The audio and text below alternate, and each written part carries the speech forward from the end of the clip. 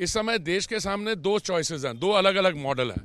एक तो है मॉडल ये आम आदमी पार्टी का, ठीक है, उसमें एक फ्री बी रेडी बांटने का मॉडल है, और दूसरा है मोदी जी के विकास का मॉडल।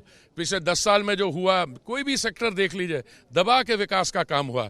और दूसरा ये आजकल तो इनके नई थियरियाँ आ गई हैं आजकल। पहले तो सिर्फ चीफ सेक्रेटरी की इन्होंने पिटाई की थी, फरवरी 2018 की बात कर रहा हूँ। अभी वो उनकी एक सांसद हैं राज्यसभा में, उनकी पिटाई कर दी, दो जर्नलिस्ट थे उनकी कर दी। और जो रिपोर्ट्स मिल रही हैं तो फ्रस्ट्रेटेड हो गए हैं। फ्रस्ट्रेटेड इसलिए हो गए हैं क्योंकि ये अभी जो लोकसभा में चुनाव होने जा रहे हैं, बातें तो बड़ी करती हैं, तो ना तो इनके पास काडर है ना कुछ है।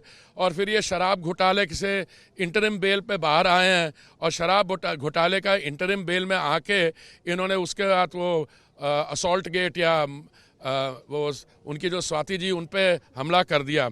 दूसरा ये जो शराब का घोटाला है, इसको अगर देखिए सही माने में, तो ये कौन व्यक्ति है? ये एक ऐसा व्यक्ति है जिसने कहा था 2013 में कि हम एक बच्चों की मैं कसम खाता हूं मैं कभी राजनीति में नहीं आऊंगा, बच्चों की कसम खाता हूं मैं राजनीतिक दल नहीं बनाऊंगा।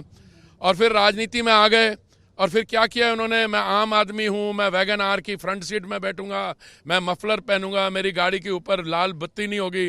वो करते करते करते जिनके खिलाफ ये भ्रष्टाचार के खिलाफ लड़ रहे थे, उनके साथ गले मिल गए।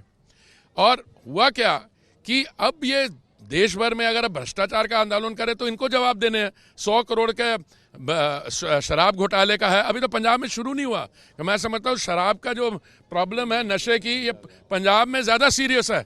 अब मैं ज़्यादा कोई एलिगेशन नहीं करना चाहता हूँ, पर देखिए इनके कैसे लोग हैं।